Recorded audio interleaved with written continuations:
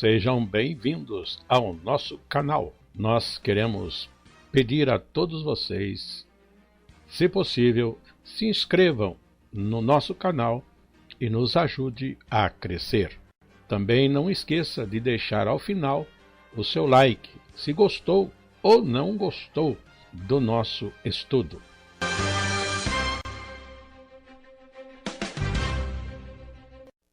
O programa a seguir é de inteira responsabilidade de seus idealizadores e apresentadores.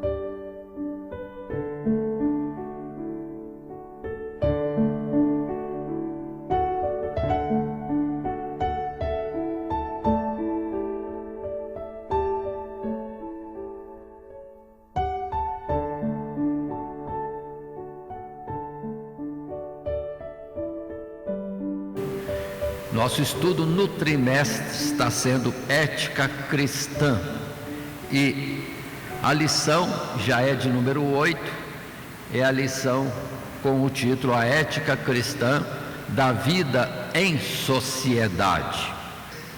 Para o nosso estudo de hoje, nós temos como leitura bíblica em classe a palavra que está em Mateus no capítulo 5, parte do Sermão do Monte, quando Jesus trazia vários ensinamentos e, em particular, estas palavras dos versos 13 até 16. E assim lemos: Vós sois o sal da terra, e se o sal for insípido, com que se há de salgar?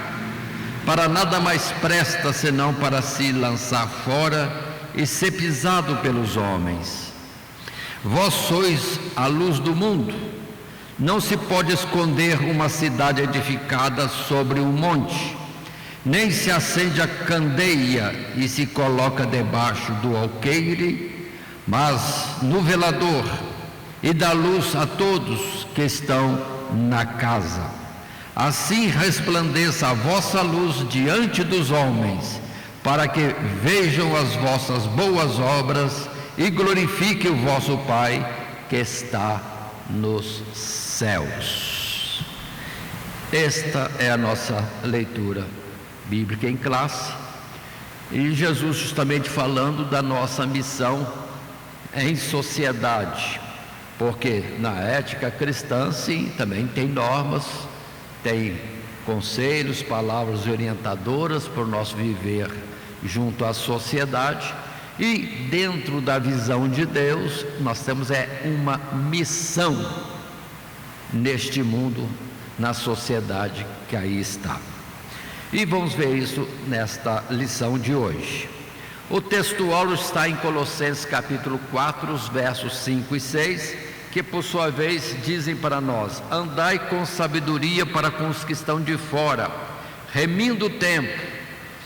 A vossa palavra seja sempre agradável, temperada com sal, para que saibais como vos convém responder a cada um. Outra vez, a ideia de nós termos cuidado, porque o nosso objetivo da parte de Deus, da vontade de Deus, é que nós saibamos viver neste mundo adequadamente, com cuidado para com aqueles que ainda não estão no reino de Deus, ou nós, como do reino dos céus, no meio de um povo que é do reino deste mundo. E a vontade de Deus é que eles venham a entender a mensagem e venham também para o reino celestial. Na continuação, temos a nossa colocação ou proposta de esboço, em que temos 3 subtítulos: o primeiro, cristão na sociedade; o segundo, responsabilidades da vida social; e um terceiro subtítulo, o testemunho cristão à sociedade. E nós vamos estar discorrendo esses 3 subtítulos na nossa lição de hoje. Ética cristã é o nosso título principal, e agora a nossa vida em sociedade, que é esta 8ª lição, com o título A Ética Cristã da Vida em Sociedade. E temos um texto colocado do nosso material de classe, e assim diz o texto: a vida em sociedade constitui o aspecto mais extensivo e constante do relacionamento com o próximo, pois é principalmente neste âmbito que se dá a realização do cristão, tanto no seu propósito natural, na vida natural, como no propósito divino.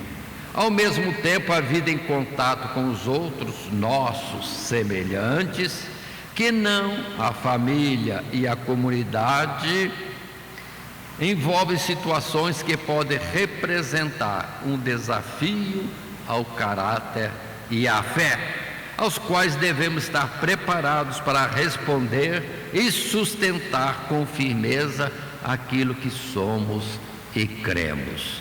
Aí está o importante dessa lição, já o alerta, a chamada de atenção para o fato que nós somos do reino de Deus, mas vamos ter, por força das circunstâncias de viver neste mundo e pelo propósito de Deus, estar constantemente em contato com outros, de pensamentos diferentes, ideias diferentes, não entendendo o reino dos céus, ou não crendo nele, ou com alguma dificuldade na área espiritual, mas nós temos que estar vivendo e conquistando para o entendimento e para a realidade e a vida mesmo, no reino de Deus, o que para eles será a vida eterna.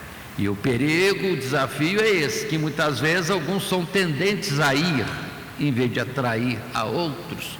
O que percebemos quando não está bem estruturado na palavra de Deus, não entendendo a sua vida na face da terra, muitos chegam diante de uma situação diferente, mudam com facilidade. Vão para a faculdade e lá se ajustam à faculdade.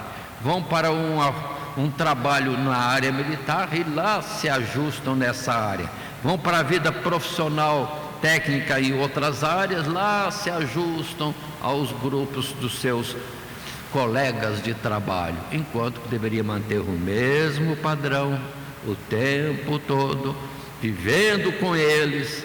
Sim, é para viver com eles e não separados, para justamente dar o testemunho do reino de Deus e conquistá-los para a vida celestial.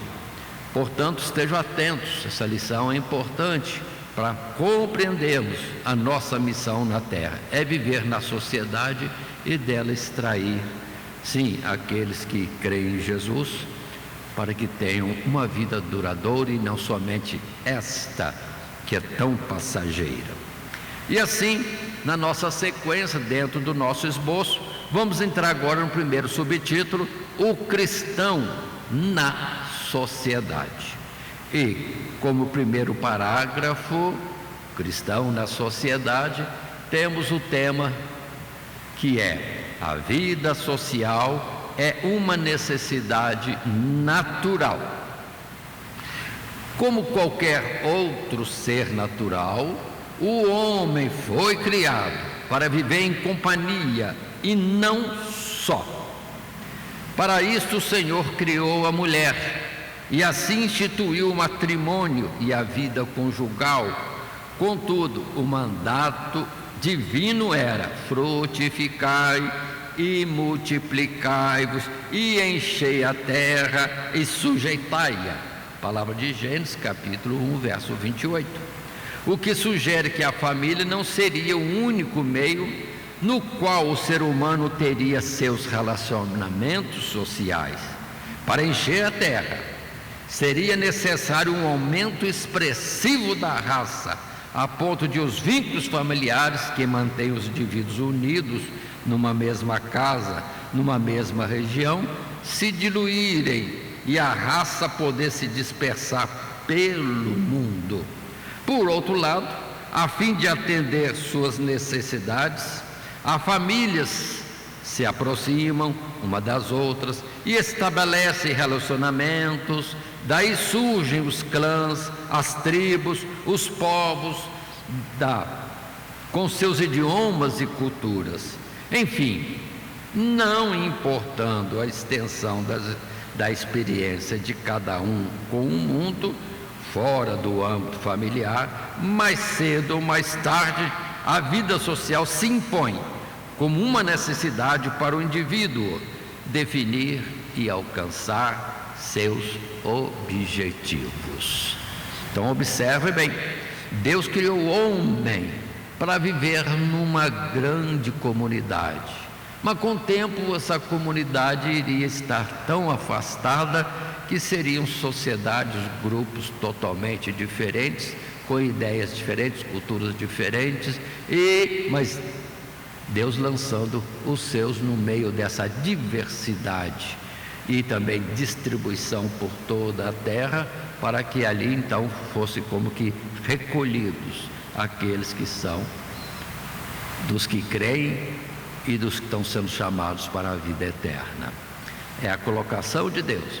Então observe, irmãos, que primeiro começou Adão, depois veio a Eva, dentro daquela palavra de Gênesis capítulo 2 que nós conhecemos, que não é bom que o homem esteja só, e Deus diz: far-lhe-ei uma companheira, e segue, capítulo 2. Mas logo depois Adão já mostra o entendimento que teriam filhos, e desses filhos já viria uma pequena comunidade, o aumento deles, eles se multiplicando depois em um casamento, e isso sucessivamente nas gerações. Aí sim nós teríamos cada um tendo que viver de uma forma adequada para testemunho, exemplo, modelo para todo o grupo, que aos poucos vai se diluindo, tornando cada vez mais distante, mas a pessoa base, cada um tem que manter os seus padrões para com Deus, naquilo que seria a família de Deus já estudada anteriormente. Atente para isso, é o plano de Deus. Não é viver globalizado ou juntado, não, a ideia é sim crescer, multiplicar, dominar a terra. Tanto que temos em Gênesis que o povo queria ficar juntinho, mas a ordem de Deus era que se espalhassem, se afastassem, indo, avançando à frente, norte, sul, leste, oeste, e tomando posse das grandes ilhas que são os continentes, onde o afastamento criou culturas, línguas diferentes, para depois Deus semear a nação de Israel como um povo modelo para todas as nações, e chamar de todas as nações aqueles que crescem para o reino de Deus. Então esse era o projeto. Portanto, desde o ponto básico familiar, é importante os jovens entenderem que Deus criou-os para casar, sim, que é o desejo de muitos jovens, mas se multiplicarem.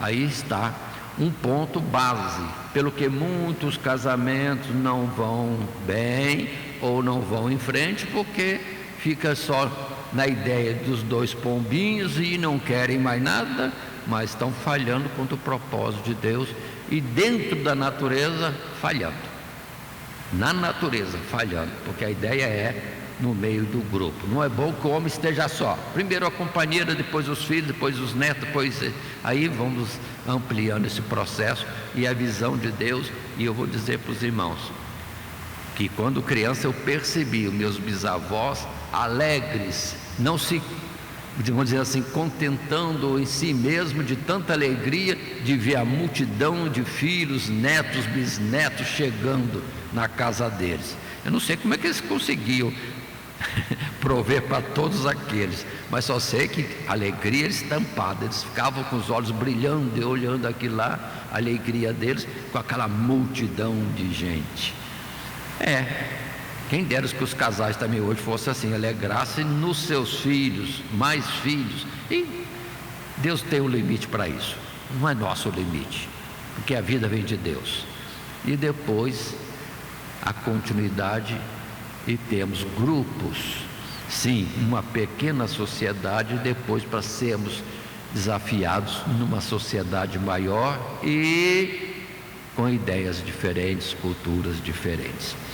E o texto primeiro que eu deixei, somente esse, Gênesis 2:18, que nós já expressamos de cor para os irmãos também já sabem de cor. Não é bom que o homem esteja só. E se estende isso, ainda mais quando nós lemos Provérbios, quando nós lemos também Eclesiastes, em que Salomão mostra a realidade do homem vivendo no meio de um grupo de pessoas.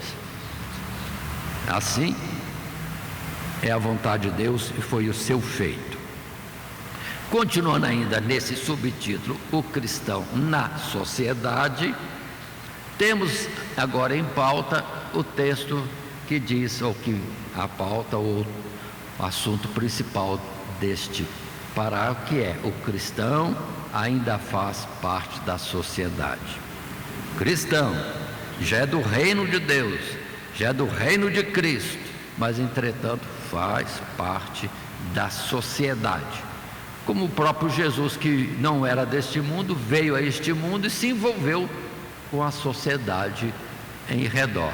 Aliás, ele já veio para isto mesmo, para estar em meio a um grupo, a uma sociedade diferente daquilo que ele vivia e da sua personalidade, mas veio a eles, como nós cristãos estamos, querendo ou não, envolvidos, fazendo parte de uma grande sociedade. E o texto, o parágrafo 2 para nós diz: o Evangelho introduz o homem numa nova realidade, a realidade do reino de Deus, onde aqueles que são despertados pela graça a se sujeitarem a esse domínio que não passará jamais, vivenciam sua fé e seu relacionamento com o próximo, especialmente no âmbito da igreja, assunto já visto em lição anterior. Contudo, o Evangelho não nos despoja de nossos antigos vínculos sociais, seja a nível de família ou nos níveis mais amplos da sociedade. Muitos aspectos desses relacionamentos poderão ser afetados, conforme ainda veremos, mas de qualquer forma, a graça de Deus não nos tira do mundo, como disse Jesus, e enquanto estivermos nele, por relativamente breve que seja nossa estadia, ainda precisamos viver deste mundo, como disse o apóstolo, ou vivermos neste mundo, até que Jesus nos leve daqui. Então precisamos entender, somos sim de um outro reino. Jesus chegou a dizer: vocês não são deste mundo, mas estão e vivem neste mundo. E orando ao Pai, Jesus falou bem claro naquela expressão: não os peço que os tires do mundo, mas que os livre do mal. Repetindo outra vez, Jesus veio a este mundo para estar envolvido numa sociedade de comportamentos errados, afastados da origem pelo que foram criados, afastados do seu Criador e seu Deus, mas Jesus veio para se envolver com eles e ali operar aquilo que fosse necessário para dar testemunho do reino dos céus e os chamar à vida eterna, ao retorno ao projeto da sua criação. Veio para o que era seu, e todos aqueles que o receberam, sim, também receberam estes o poder de serem chamados filhos de Deus. Então observe, irmãos, Jesus veio para isso, para viver numa sociedade, e nós estamos aqui, fomos tirados da sociedade do mundo para viver na comunidade e família de Deus, mas sem desvincular do outro, porque somos enviados a eles. Isso que precisamos estar bem atentos. E assim, textos diversos vão nos falando sobre isso, e os professores estejam atentos. Analisando a Bíblia Sagrada, temos muitos assuntos nesse particular, de pessoas de Deus envolvidas e lançadas ao mundo, justamente para dar testemunho da obra de Deus, ou transmitir o conhecimento dele. E isso começando em Abraão, Isaac, Jacó, depois José, depois Moisés, e se estende a lista e até os dias de hoje, que seja você como um deles, enviados por Deus ao mundo. E assim a palavra que temos aqui, em 2 Pedro, sim, capítulo 3, versos 13 e 14, Pedro colocou esta instrução para nós: mas nós, segundo a sua promessa, 2 Pedro, capítulo 3, verso 13 e 14, mas nós, segundo a sua promessa, aguardamos novos céus e nova terra, em que habita a justiça. Pelo que, amados, aguardando estas coisas, procurar que deles sejais achados imaculados, irrepreensíveis e em paz, vivendo nesta sociedade que no fim vai ser destruída no tempo previsto por Deus. Em João capítulo 17 e verso 15, quando Jesus falou aquela palavra que nós dissemos anteriormente, a expressão do verso 15: não peço que os tires do mundo, mas que os livre do mal. E a palavra pode ser estendida na leitura: não são do mundo, como eu do mundo não sou. Santifica-os na verdade, a tua palavra é a verdade. E a missão nossa: assim como tu me enviaste ao mundo, também eu os enviei ao mundo. Pronto. Então não tem jeito de estar isolado do mundo. Se alguém acha que serve melhor a Deus se enclausurando, não é correto. Não é isso que Deus mandou. Não é isso. Vou me santificar, vou me consagrar a Deus, vou virar um eremita no alto do monte, no fundo de uma gruta, e não quero ter contato com ninguém para não ser contaminado com o pecado, com a corrupção. Errado.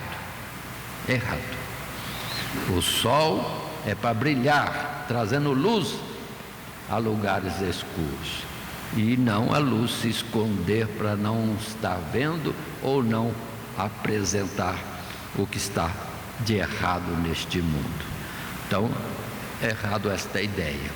Observe que nós tivemos uma chamada idade das trevas nos séculos passados aí. Sim, idade média ou idade das trevas, em que a ideia do cristão era fugir, um canto se esconder, se enclausurar. Totalmente errado. Era trevas mesmo dominando.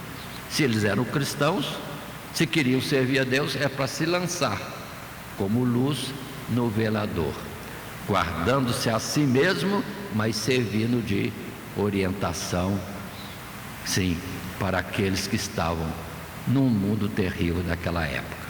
Que seria diferente hoje? Não. Agora, o perigo que vemos também no dia de hoje é que muitos, em vez de se colocarem um velador fornecendo luz, desce do velador e se mistura com as trevas, amando mais este mundo do que a vontade de Deus e se zelando na santificação. O isolar-se é ordem de Deus, mas isolar-se do pecado, da transgressão, e não do mundo, porque é mandado a eles para salvá-los. Mas continuando ainda, 1 Coríntios capítulo 7 e verso 31, uma outra palavra, e como diz, tem muitas outras palavras nas escrituras que cada professor pode colecionar, selecionar e separar conforme o seu modo de expressar, de ver para com os alunos nas suas classes. E os que usam deste mundo como se dele não abusassem, porque a aparência deste mundo passa, estando no mundo, mas não se deixando envolver, não se deixando levar por ele. É a verdade do Evangelho. Assim, continuando dentro da nossa sequência de estudo, tendo visto por último, o cristão faz parte da sociedade, queira ou não, faz parte, e é vontade de Deus que assim seja. Vendo os versos, entramos agora no segundo subtítulo, que é responsabilidades da vida social. E aqui pode se estender longamente, de uma forma extensa, as responsabilidades da vida social. mas nós estamos frisando umas poucas questões, alguns pontos para nele estendermos a lição, tendo em conta também os limites de tempo no nosso reunir com os alunos em classe. Portanto, fica um modelo de alguns itens ou responsabilidades da vida social. Primeiro item, para entendermos onde vamos estar, o que esperar da sociedade, qual é esta sociedade. Aí, lendo o texto bíblico, ou melhor dizendo, o que está em tela, nesse subtítulo, está escrito assim: considerando que sociedade significa o mesmo que o mundo, embora estejamos inseridos nessa sociedade deste mundo, não pertencemos mais a ela.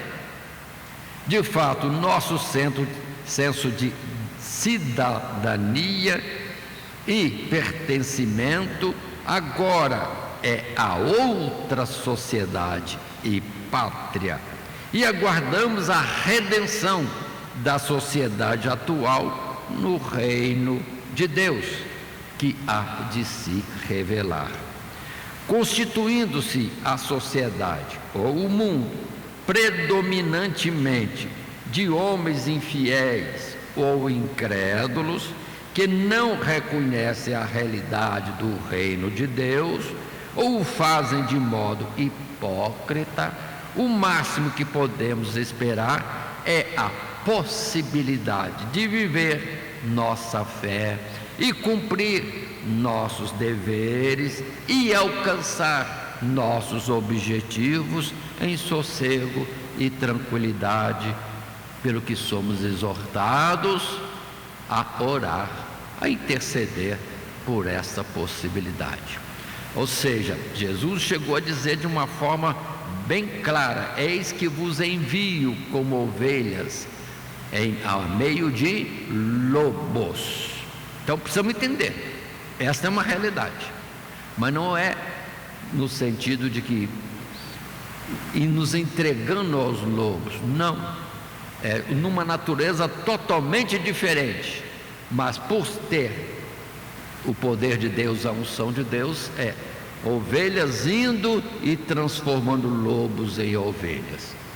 Agora, com toda a vigilância, para que não aconteça que os lobos nos devorem ou que nós nos transformemos em lobos. Precisamos estar atentos do convencimento mútuo, ou nós convencemos a ele para a luz de Cristo, ou eles, se não vigiarmos, nos convencerem para as trevas, onde estão perdidos e presos e com destino à morte, e morte eterna. É o terror. Então, considerando o que esperar da sociedade, eis que vos envio a meio de lobos. Aí tantas expressões bíblicas que nós precisamos ter. E se é assim tão difícil ou desafiadora a missão que Deus nos coloca, vigilância, oração, continuamente, cuidado para não sair da vontade de Deus. Em Romanos capítulo 8, verso 20 e também verso 21, a palavra coloca para nós esse texto, 2 versos bem curtos, rápidos para nós. Na esperança é a verdade. Vou ler um pouquinho antes, verso 20 basta. Porque a criação ficou sujeita à vaidade, ou ao que é passageiro, não por sua vontade, mas por causa do que a sujeitou, na esperança de que também a mesma criatura será libertada da servidão da corrupção para a liberdade da glória dos filhos de Deus. Deus nos cerrou desta forma, nessa situação de uma vida curta e dentro também de uma tendência à corrupção, mas justamente no propósito e também na sua vontade de que, operando Ele por meio daqueles que são seus, muitos venham a ser resgatados dessa forma de vida tão curta ou forma de viver tão vã para servir a Deus em uma nobreza, vamos dizer assim, imensurável e não compreendida por todos. Atentemos para essa verdade. Precisamos ter esse cuidado. Vou ler de novo, porque a criação ficou sujeita à vaidade, não por sua vontade, mas por causa do que a sujeitou. E se formos ver a palavra de Romanos capítulo 3, Deus encerrou a todos debaixo do pecado ou da corrupção, para depois usar de misericórdia para com todos. E acaba sendo que essa vida nesse mundo, nessa sociedade perdida, é parte de um treinamento, mas que treinamento esse é que para todos sejam aprovados, mudando a sua forma de viver, conhecendo o bem e mal, e depois se colocando para o lado do bem, porque é melhor a luz do que as trevas, é melhor o bem do que o mal. Se aprender isso, caminho do céu. Mas foi vontade de Deus colocar a sociedade desse jeito, mas chamando a todos para sair dela. Por isso que a condenação é amar este mundo e não a proposta de Deus, que é clara, evidente, melhor, eterna e de uma nobreza indescritível. Agora, a quem amamos, aqueles a quem nos demos para ser servos, deles seremos servos, ou da justiça para a vida eterna, ou do pecado para a morte. Aí o homem escolhe.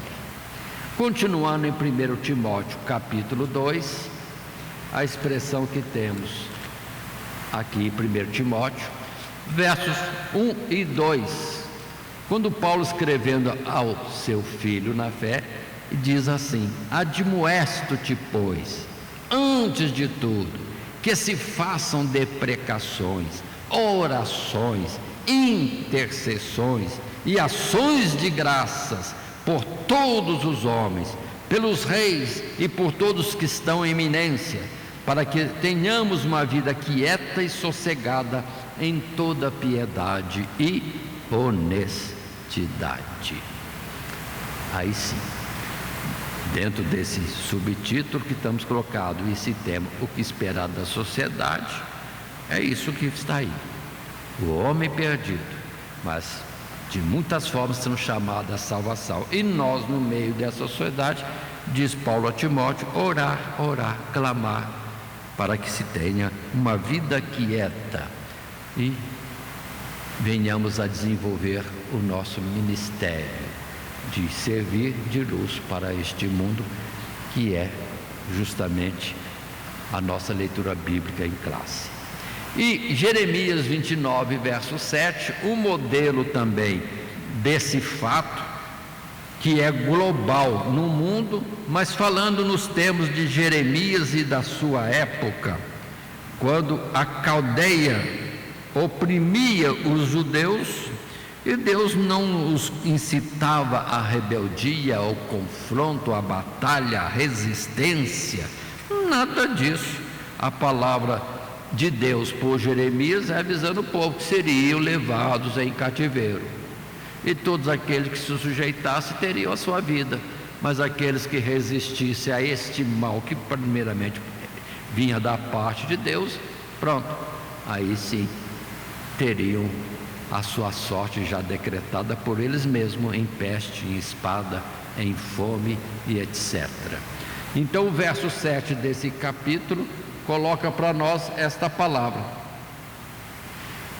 Verso 7: procurai a paz da cidade, para onde vos fiz transportar, e orai por ela ao Senhor, porque na sua paz vós tereis paz.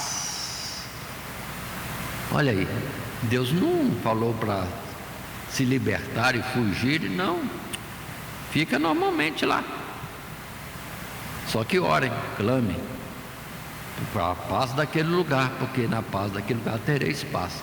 Aí vemos depois o povo de Israel em cativeiro e prosperando grandemente. E temos homens com nomes, vamos dizer assim, afamados, como Ezequiel, como Daniel, como Esther, Mardoqueu, Esdras, Neemias, Zorobabel, e todos eles no cativeiro. Nomes grandes no mundo, pelo que os editos ou os decretos de Nabucodonosor e também de, vamos dizer, de Dario e de Ciro e outros mais, era testemunho de homens que eram luzes fortes nesse mundo da antiguidade. Lendo um pouco antes em Jeremias capítulo 29, olha, observe a instrução de Deus.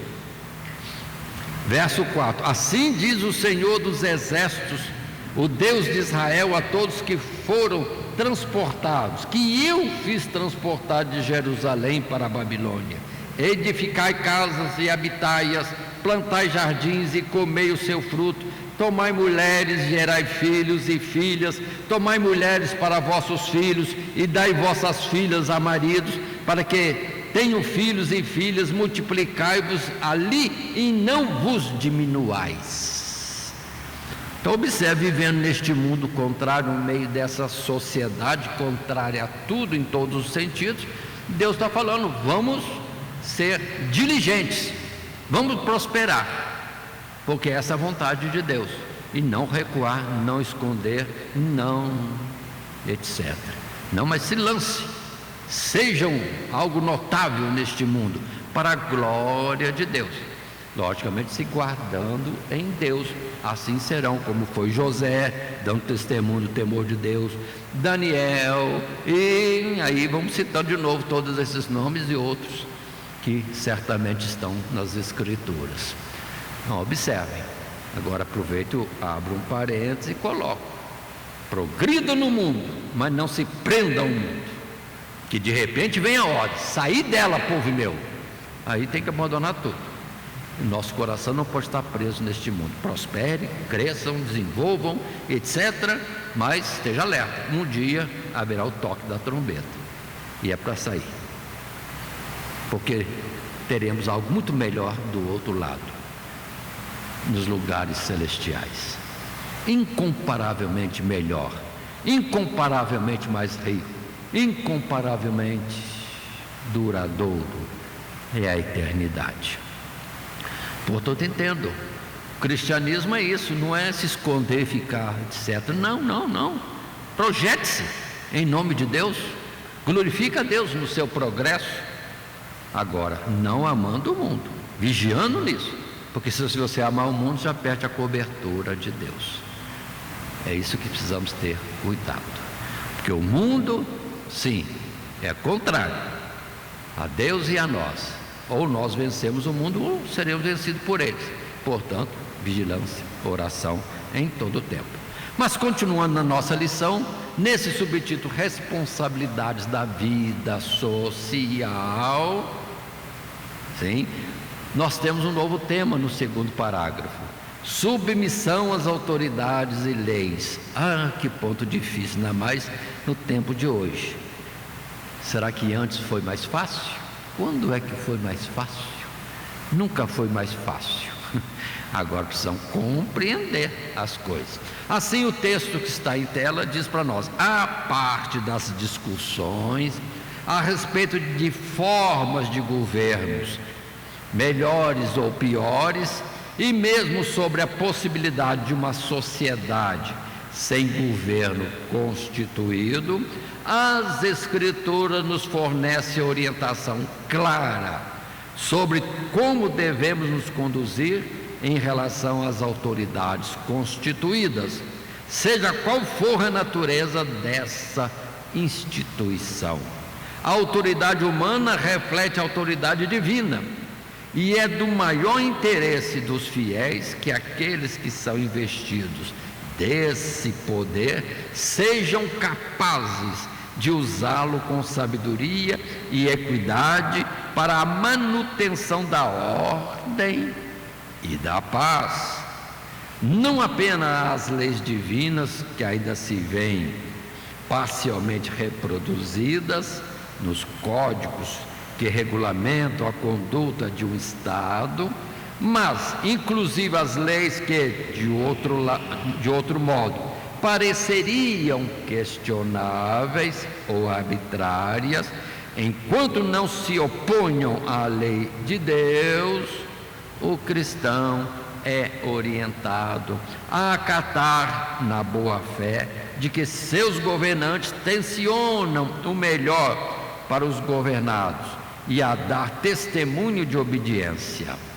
Se tiver de ser punido pelo Estado, que seja apenas e tão somente enquanto cristão, por causa do nome de Cristo, e não por verdadeira desobediência às leis. Então está, irmãos, colocações perigosas, mas precisamos estar atentos. As autoridades são autoridades constituídas por Deus. É para obedecer a elas? Sim. E depois a palavra coloca: ora, interceda por eles. Paga imposto, tributo. Sim. Agora, como conciliar isto? Naquilo que for contrário a Deus, não podemos obedecer a eles, mas seja tão somente isso, por preservar o que é mandamento e ordem de Deus, que venhamos a sofrer, e não por afrontá-los contrariando alguma lei que seja justa, natural ou pública para todos, sem contrariar a lei de Deus. Vamos observar, por favor, com cuidado. No tempo de Jesus, até mesmo em questões em que seria para ele lícito não pagar imposto ou tributo, ele mesmo disse: Pedro, quem é que tem que pagar o tributo? Mas para não servir de escândalo, vai lá, pesca um peixe, dentro do peixe você acha a moeda que vai pagar o seu tributo e a minha também, paga por nós isto. Então observe, Jesus obedecendo uma lei, pagando tributo, sendo que ele era o Senhor. Mas para não servir de escândalo e tropeço para alguém, vai, busca a moeda no peixe que está no fundo do mar e paga aquilo. Pronto, aí está. Observe que Jesus, falando com Pilatos, disse bem claro: nenhum poder teria sobre mim se do alto não fosse te dado.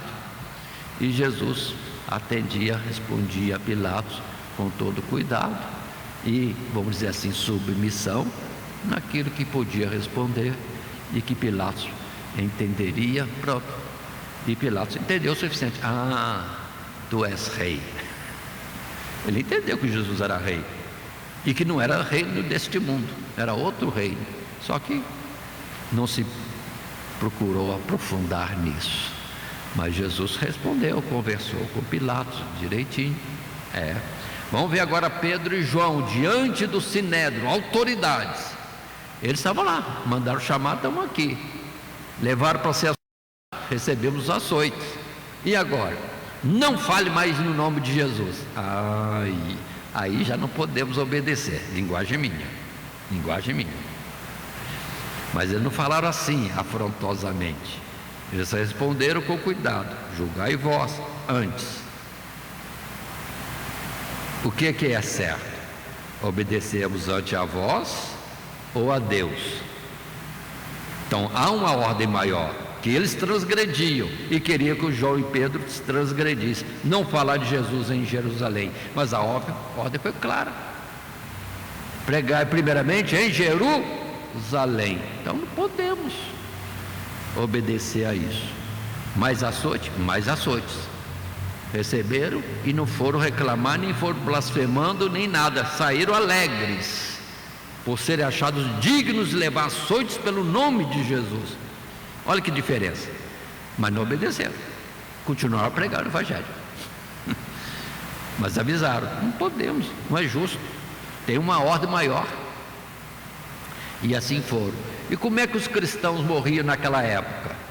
É porque eram malfeitores, hereges chamados eles, mas eles estavam diretamente na palavra, pregando o Evangelho do reino de Deus. E o que eles não faziam? É deixar de Jesus. Que mais que eles não faziam? Não adorar as esculturas, não adorar homens, César e outros colocados para adoração. Isso não podemos. Aí foram condenados, não por causa das leis dos homens, mas por causa de leis contrárias à vontade de Deus. Porque primeiro eles obedeciam a Deus, primeiro a Deus, depois ao homem. Assim, vamos entender na nossa época, está escrito lá, pode o divórcio. Pode o divórcio, agora saiu a lei que pode o divórcio? Pode. Felizmente eles não colocaram obrigatório o divórcio. Mas olha quantos crentes não abraçaram o divórcio. Estamos livres. Não, estão obedecendo ao homem, contrariando a Deus. Falharam na sua responsabilidade da vida social. Pode, diz os homens, o divórcio, mas você como servo de Deus, não. Ponto. A lei, felizmente, não está mandando eu divorciar. Depois de 3 anos tem que divorciar. Se saísse a lei, seria uma que nós deveríamos estar transgredindo e iríamos ser presos, multados, sei lá mais o que. Mas pelo menos estaríamos dando testemunho de obediência primeiro a Deus. Agora, sem contraposição, quantos cristãos estão se divorciando? Contra a vontade de Deus. E o segundo casamento que Deus falou que é adultério? Quantos? Porque agora pode casar de novo. E observe, a lei não está mandando casar de novo, mas eles apressam-se para casar de novo, como se fossem autorizados. A lei não manda, mas a de Deus proíbe. Então, estão falhos mais uma vez. É o cristão envolvido com a sociedade e não firme no propósito de fazer a vontade de Deus e andar na palavra. Então não tem desculpa. Muitas instituições estão cedendo aos homens, não podem falar como Pedro e João, né? Não podem falar como Pedro e João, porque aceitam qualquer coisa. É lei dos homens, mas contra a lei de Deus. Qual lei que é maior? Onde está a fidelidade desses para com Deus? Então precisamos acordar e entender a verdade. Agora, repito, muitos saem no divórcio, correram para o divórcio, como se fosse uma abertura. De Deus não, de Deus não, abertura dos homens, mas Deus continua dizendo: eu aborreço o divórcio. Estão sendo desleais ao companheiro da sua mocidade, e etc, que eu não vou repetir tudo. Portanto, vamos entender esse parágrafo. Submissão às autoridades e em submissão a Deus, não podendo obedecer às autoridades, é que milhares e milhares e milhares de cristãos eram levados para serem mortos, queimados em cruzes, entregues aos leões, entregues à espada, condenados, malfeitores segundo este mundo, mas para com Deus fiéis até a morte.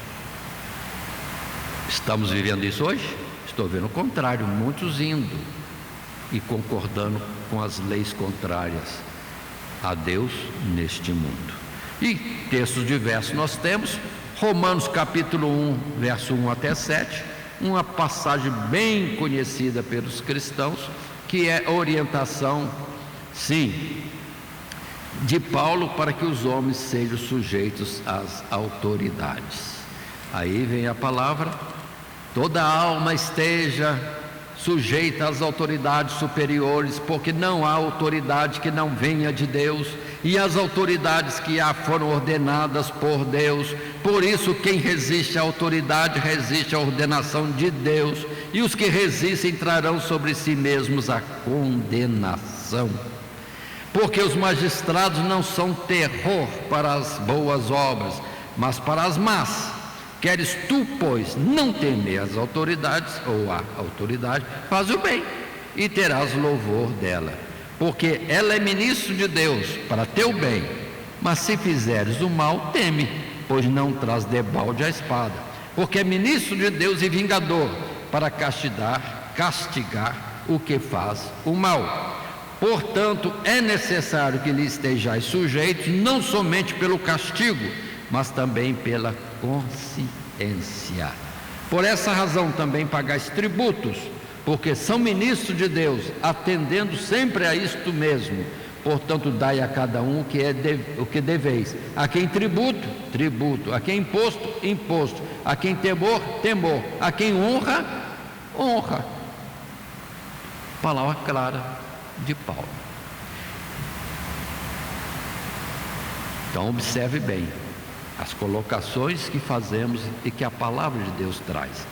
Em 1 Pedro, também no capítulo 2, sim, verso 13 a 17, a expressão é a mesma, o ensino é o mesmo, só que agora é de Pedro. Primeira carta, segundo capítulo, verso 13, e diz o verso assim: sujeitai-vos, pois, a toda ordenação humana, por amor do Senhor, quer ao rei como superior, quer aos governadores como por ele enviados para castigo dos malfeitores e para louvor dos que fazem o bem. Porque assim é a vontade de Deus, que fazendo o bem tapeis a boca à ignorância dos homens loucos, como livres e não tendo a liberdade por cobertura da malícia, mas como servos de Deus, honrai a todos, amai a fraternidade, temei a Deus, honrai o rei. Pedro, indouto, mas conselheiro, indouto segundo os homens, mas sábio pela unção do Espírito de Deus sobre ele. E nesta mesma carta, no capítulo 4, versos 15 e 16, quando dizem: que nenhum de vós padeça como homicida, ou ladrão, ou malfeitor, ou como que se intromete em negócios alheios, mas se padece como cristão, não se envergonhe, antes glorifique a Deus nesta parte, porque já é tempo que comece o julgamento pela casa de Deus. E se primeiro começa por nós, qual será o fim daqueles que são desobedientes ao Evangelho de Deus? Aí está a colocação também ainda do apóstolo Pedro. Passando em frente no nosso estudo, ainda no subtítulo 2, responsabilidades da vida social, mais orientações. E, como disse no princípio, não tem limite, irmão. São muitos ensinos. Precisamos ler Provérbios, precisamos ler Eclesiastes, que essas palavras de Salomão ali, deixadas para nós, trazem muita instrução, que é ética mesmo, e é sabedoria. Mas nesse novo texto, nesse parágrafo 3º desse subtítulo, o tema é prudência nos relacionamentos. Muita coisa, mas ainda que superficial, vejamos. Em tela temos o texto que diz: é verdade que o Evangelho de modo algum incentiva a quebra de relacionamentos sinceros e de boa fé, seja a nível de amizade, namoro ou casamento. Contudo, bem sabemos que a tendência pecaminosa do homem tende a prevalecer no homem que não foi alcançado pela graça de Deus. E, eventualmente, o Evangelho será motivo de divisão de opiniões e atitudes entre o fiel e o infiel.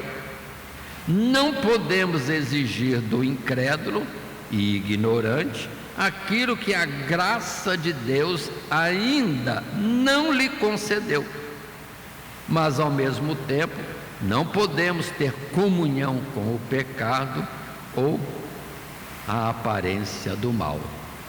O Evangelho nos ensina a sermos pacientes e suportar os fracos e ignorantes, na esperança de ganhá-los, ou ao menos santificá-los.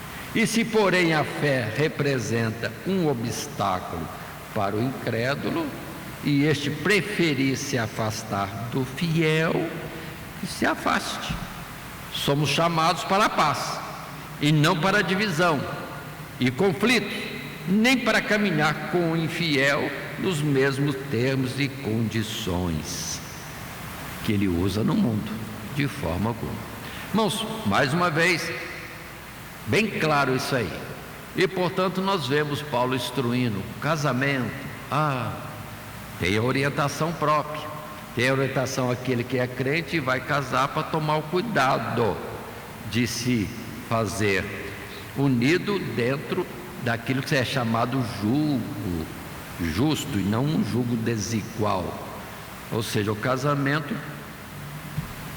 ainda que seja da carne, mas os dois têm que preservar no sentido espiritual por causa dos filhos. Então não pegar fora da orientação que Deus dá. Como hoje, com tanta gente separada, divorciada, se você é livre, não vai se envolver nessa área. Está claro diante de Deus isso. Vai se envolver com pessoa, como diz a palavra, livre. Tem bastante gente solteira, tem bastante gente viúva. Vai para esse lado, não vai pegar aquilo que Deus falou que é impróprio casar com quem tem já esposo ou esposa. Isso é restringido, Deus não o permite. Então, escolha melhor. Vá com cuidado. Tenha prudência na procura do relacionamento. Mas uma vez casado e depois veio o conhecimento da fé, não é para separar também não. Se os dois concordam em viver juntos, vivam juntos. Porque já estão unidos pelo casamento, e o casamento até que a morte os separe. Então, fiquem juntos. Se concordam, viver juntos. Agora, se alguém quiser separar, que o infiel se separe. Que o infiel se separe. E tem muitos dizendo que por causa da possibilidade se separa, sendo ele crente, devendo ter ficado no compromisso já assumido. Então, não vamos usar a palavra de Deus de forma errada. Não vão aproveitar a dica ou a saída dada pelas leis humanas para desobedecer as de Deus. Está errado mesmo. No mundo você não é mais condenado por certas atitudes, mas diante de Deus a lei não mudou. Nem um tio caiu por terra. Então não se engane, ele será cobrado. De tantas palavras que temos nas Escrituras para falar sobre isso, de relacionamentos, eu deixei somente Efésios capítulo 5. Ainda que o texto é longo, mas é importante nós considerarmos, porque Paulo em Efésios, nesse capítulo 5, fala largamente, sim, de nós nesta sociedade. O nosso contato com a sociedade, o nosso relacionamento com pessoas deste mundo. E as orientações são, observe que é o texto longo, portanto pegue sua Bíblia, no capítulo 5 de Efésios, verso 1 a 18, começa ele dizendo: sede, pois, imitadores de Deus como filhos amados. Só essa palavra aqui já seria bastante, mas vamos abrir. E andai em amor, como também Cristo vos amou e se entregou a si mesmo por nós, em oferta e sacrifício a Deus em cheiro suave. Mas a prostituição e toda impureza ou avareza nem ainda se nomeie entre vós, como convém a santos, nem torpezas, nem parvoíces, nem chocarrices, que não convém, mas antes ações de graças. Porque bem sabeis isto, que nenhum fornicador, ou impuro, ou avarento, o qual é idólatra, tem herança no reino de Cristo e de Deus. Ninguém vos engane com palavras vãs, porque essas coisas vêm, ou por essas coisas vem a ira de Deus sobre os filhos da desobediência. Portanto, não sejais seus companheiros, porque noutro tempo eres trevas, mas agora sois luz no Senhor, andai como filhos da luz. Porque o fruto do Espírito está em toda bondade, justiça e verdade, aprovando o que é agradável ao Senhor. Verso 11: e não comuniqueis com as obras infrutuosas das trevas, mas antes condenai-as, porque o que eles fazem em oculto, até dizê-lo, é torpe. Mas todas essas coisas se manifestam, sendo condenadas pela luz, porque a luz tudo manifesta. Pelo que diz: desperta, ó tu que dormes, e levanta-te dentre os mortos, e Cristo te esclarecerá. Portanto, vede prudentemente como andais, não como necios, mas como sábios, remindo o tempo, porquanto os dias são maus. Pelo que não sejais insensatos, mas entendei qual seja a vontade do Senhor. E não vos embriagueis com vinho, em que há contenda, mas enchei-vos do Espírito. Aí continua ainda outras instruções que, se o professor achar adequado, também destaque para os seus alunos no dia da sua apresentação. E assim chegamos ao terceiro subtítulo: testemunho cristão à sociedade. Continua dentro do mesmo tom ainda. Por quê? Se temos nosso assunto de ética, a ética cristã da vida em sociedade, aí temos esse subtítulo próprio, repetindo praticamente, porque já está sendo falado isso desde o princípio, o testemunho cristão à sociedade. É através da pregação e do exemplo que nós atingimos esta missão de Deus. E o texto colocado para nós diz, o parágrafo 1º, desse subtítulo 3. A missão da igreja e do cristão em particular se define em grande medida à luz de sua relação com a sociedade.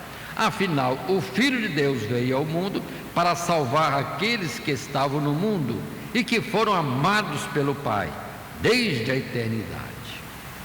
Tendo sido salvo no mundo, o cristão é mantido no mundo para que outros sejam salvos através do seu testemunho.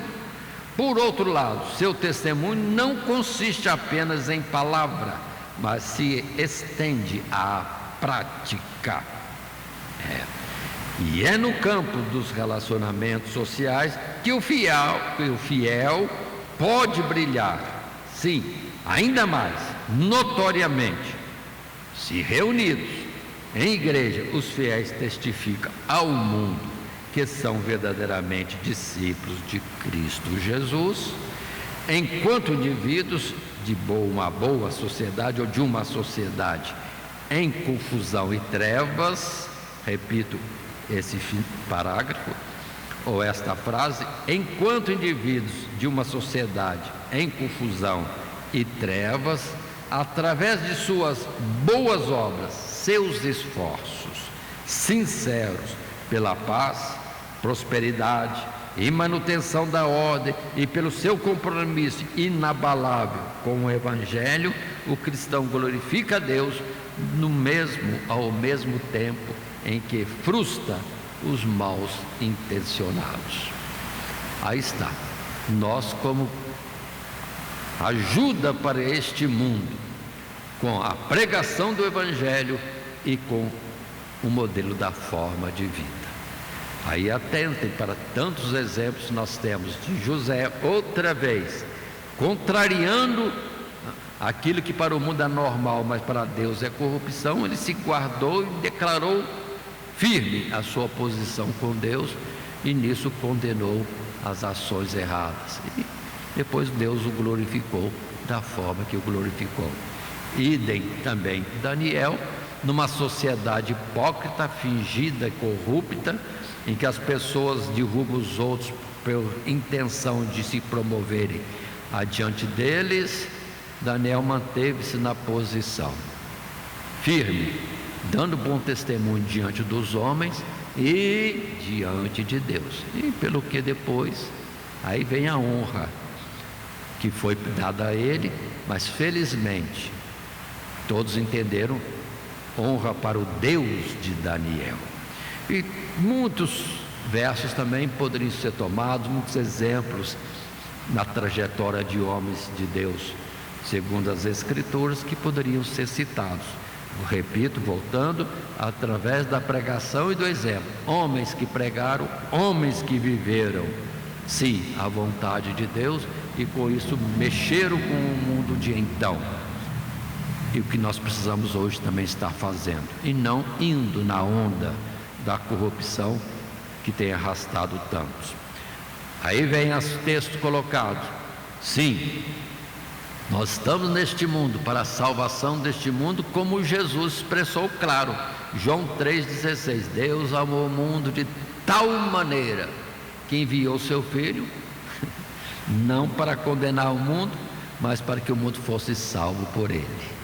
Observe bem que eu usei minhas palavras e não o texto propriamente, mas esta é a ideia. Deus mandou Jesus num mundo contrário, numa sociedade corrupta, justamente porque Deus amou-os e queria salvá-los, resgatá-los desta forma errada de viver. Mateus 28, 19 e 20 é o famoso ide de Jesus, conforme as palavras de Mateus, dizendo aos discípulos para ir ao mundo e pregar o evangelho, porque o objetivo do homem ainda no mundo, o homem cristão, destaco, corrijo, especifico bem isso, o cristão, o salvo, é anunciar o evangelho. Verso 19: portanto, ide, ensinai todas as nações, batizando em nome do Pai, do Filho e do Espírito Santo, ensinando-os a guardar todas as coisas que eu vos tenho mandado, e eis que eu estou convosco todos os dias até a consumação dos séculos. Então, é vontade de Deus, nós nos envolvemos com essa sociedade, como Jesus foi enviado a ela, ou como Ezequiel foi enviado também. Te envio a um povo de dura cerviz. Sim, e outras formas poderiam ser colocadas também. Em 1 Pedro capítulo 2, mais uma vez Pedro é citado, quando nós temos 2, os versos 9 a 16, que dizem esses versos? 2, 9 a 16. Pedro assim diz: mas vós sois a geração eleita, o sacerdócio real, a nação santa, o povo adquirido, para que anuncieis as virtudes daquele que vos chamou das trevas para a sua maravilhosa luz. Vós que em outro tempo não erais povo, mas agora sois povo de Deus, que não tinhas alcançado misericórdia, mas agora alcançastes misericórdia. Verso 11: amados, peço-vos como a peregrinos e forasteiros que vos abstenhais das corrupções carnais que combatem contra a alma, tendo o vosso viver honesto entre os gentios, honesta sociedade, para que naquilo em que falam mal de vós, como de malfeitores, glorifique a Deus no dia da visitação, pelas boas obras que em vós observem. Outras palavras poderiam ser acrescentadas, mas ainda o último texto, como proposta nossa, em 1 Coríntios, sim, no capítulo 10, nos versos 32 e 33 apenas. Aí a palavra diz: portai-vos de modo que não deis escândalo nem aos judeus, nem aos gregos, nem à igreja de Deus, como também em tudo agrado a todos, não buscando o meu próprio proveito, mas o de muitos, para que assim se possam salvar. Observe, aí Paulo não tinha medo de se envolver e ir aos gentios, e estava pronto a tudo, não só a ser preso, mas a ser morto, desde que anunciasse o evangelho de Cristo Jesus. Portanto, nós temos bastante assuntos, ainda que poucos pelos títulos que nós temos, mas podemos focar algumas coisas, deixar instruções firmes para os nossos alunos na nossa classe, quando na escola bíblica dominical. E assim, ainda dentro do nosso esboço, podemos estar somente concluindo, em uma expressão breve e rápida desta conclusão.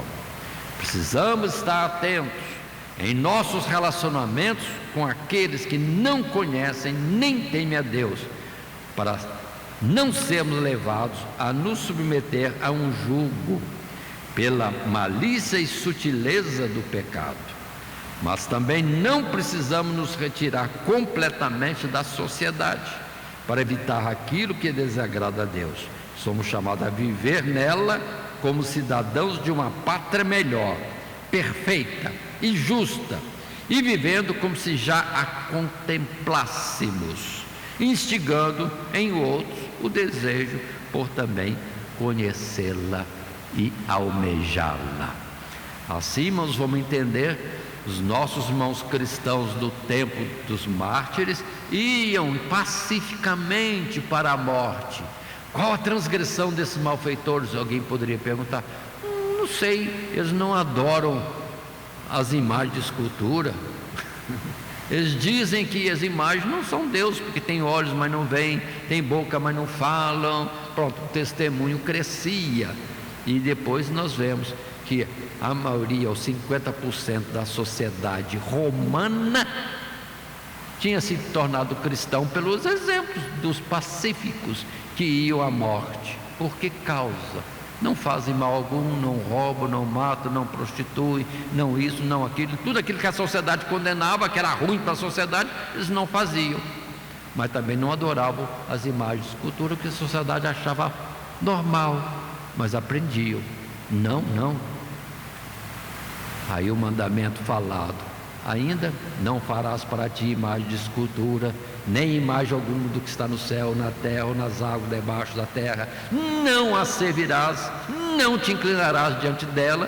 Pronto, aí abria, como no clarão, a verdade. Há um Deus que não pode ser representado por figura alguma e que requer a Ele a submissão como Senhor Criador, e mais ainda, como aquele que propõe uma vida eterna, desde que obedeça aquilo que Ele estipulou como certo, e que é o certo, porque Deus é luz. Portanto, irmãos, observe tudo isso. Então a nossa lição está colocada, lição 8, ética cristã na vida em sociedade. E para isto estudarmos, vimos 3 subtítulos: o cristão na sociedade, responsabilidade na vida social e testemunho cristão à sociedade. E observe que dentro desse contexto falado, já vimos lições como família, já vimos lições como também comportamento na igreja, já vimos também lições como o trabalho em si, a ética do trabalho. E assim, queremos que nas próximas lições possamos alcançar outros títulos próprios e que venham ser instrutivos para cada um de nós. E o textuário: andai com sabedoria para com os que estão fora ou de fora, remindo o tempo, a vossa palavra seja sempre agradável, temperada com sal, para que saibais como vos convém responder a cada um. Colossenses capítulo 4, versos 5 e 6. E que Deus nos abençoe em Cristo Jesus. Amém. Primeiramente, quero agradecer a todos que sintonizam o nosso canal voltado principalmente à transmissão, à divulgação da palavra de Deus. E ao encerrar o estudo desta noite, eu quero pedir a todos vocês, os que ainda não são inscritos em nosso canal, se inscrevam.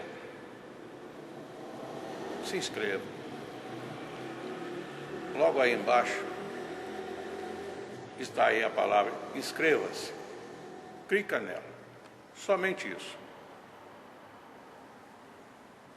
Se o estudo desta noite foi do teu agrado, você gostou, você concordou, clica aí no gostei. Se você não gostou, é um direito seu. É um direito seu não gostar. Mas você pode manifestar isso. Para nós será importante isso, saber que alguém não gostou. Clique no não gostei. Fácil. Não vai identificar você, nada. Simplesmente você vai expressar a sua opinião. Gostei, dedão para cima. Não gostei, dedão para baixo. E também pode, se você acha interessante compartilhar com seus amigos, Compartilhe o nosso trabalho. Compartilhe. Aí embaixo, compartilhe. Você pode compartilhar no YouTube, pode compartilhar no Instagram, pode compartilhar no Facebook, pode compartilhar no Messenger, no WhatsApp. Vai simplesmente nos ajudar a crescer.